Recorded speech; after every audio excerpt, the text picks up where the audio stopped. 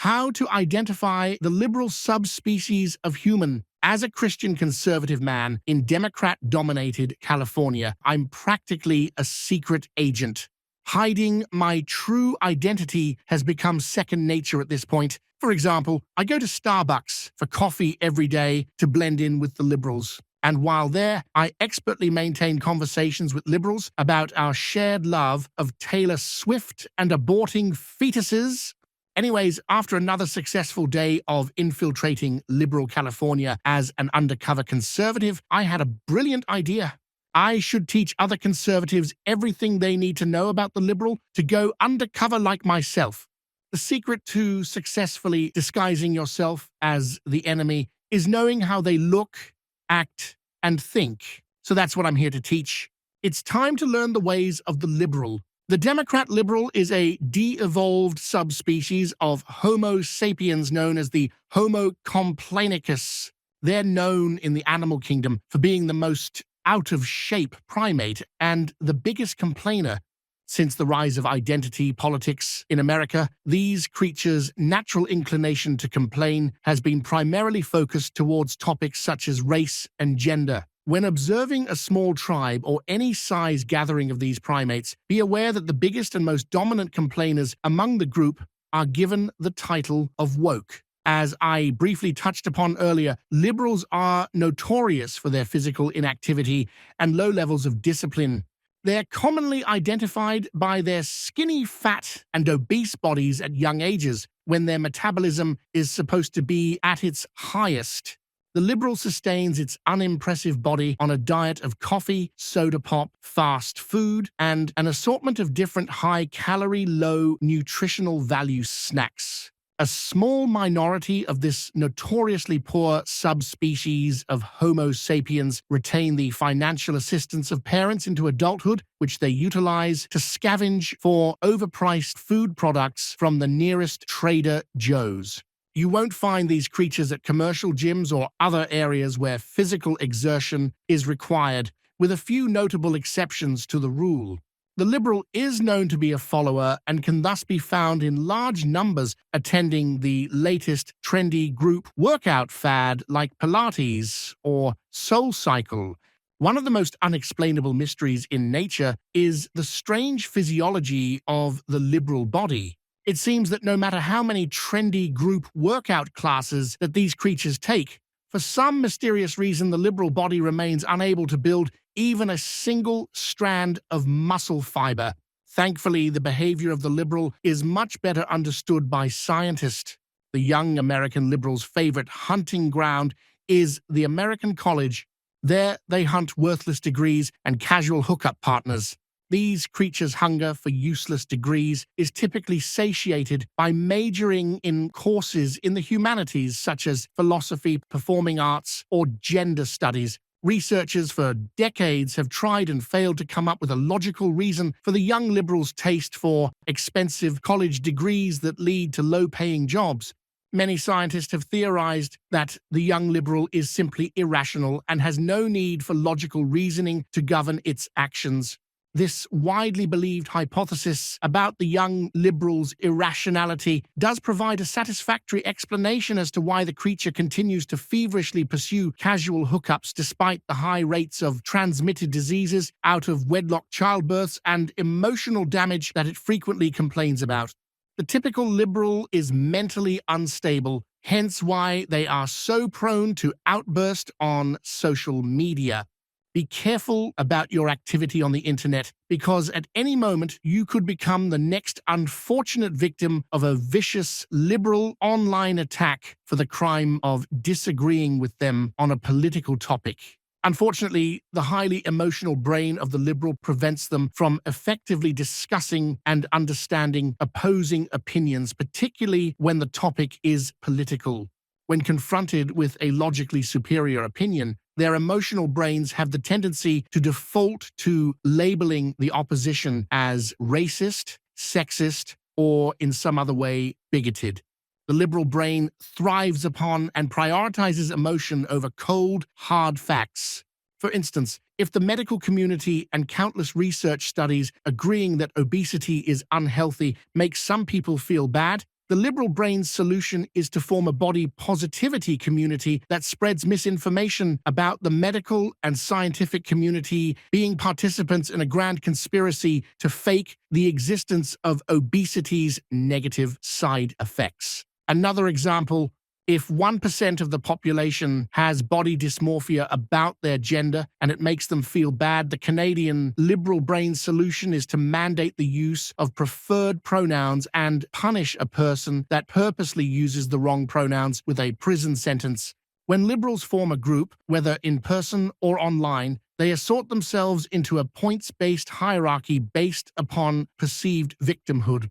A higher victim score equates to being more deserving of social, financial, or legal advantages in society. For example, if you disagree with an individual, the opinion of the person with the higher victimhood score must be deemed more valid and take precedence over others. Plus, higher victimhood scores equate to being more deserving of preferential treatment in the job market and within the college application process. The victimhood scoreboard is calculated by adding +1 point if you are non-white, female, queer, or disabled. When the liberal wants to self-congratulate or receive a pat on the back from peers, they do something called virtue signaling. At its core, virtue signaling boils down to announcing that you agree with the opinion or viewpoint of people with a higher victimhood score, as well as announcing that you disagree with the opinion or viewpoint of people with a lower victimhood score. Another interesting fact about the liberal mind is that it values self-expression over physical attractiveness. They'll go as far as physically deforming themselves if it means people can see how quirky and quote-unquote different they are. For example, ear gauges that leave giant, permanently stretched out earlobes is a small price to pay if it means standing out in the mind of a liberal. Another example, when you see one of those girls with the weird hairstyle, unnatural colored hair combo, and wonder if a 1995 Trolls doll magically came to life, that's just another liberal who's thirsty to stand out. Another example, when you see a person with a hideous bullnose ring, that's just another attempt at standing out. Another example, when you see someone that looks like walking wall graffiti with tattoos placed at random all over their body, that's just a liberal desperate to stand out. But let's move on to another topic. The only thing lazier than one young liberal is two young liberals. These creatures are allergic to work. They're on social media from sunup to sundown watching fake rich people. It's tough to convince somebody of the merits of working a 9-to-5 job making poverty wages when they're on social media watching internet-famous 17-year-olds throw mansion parties.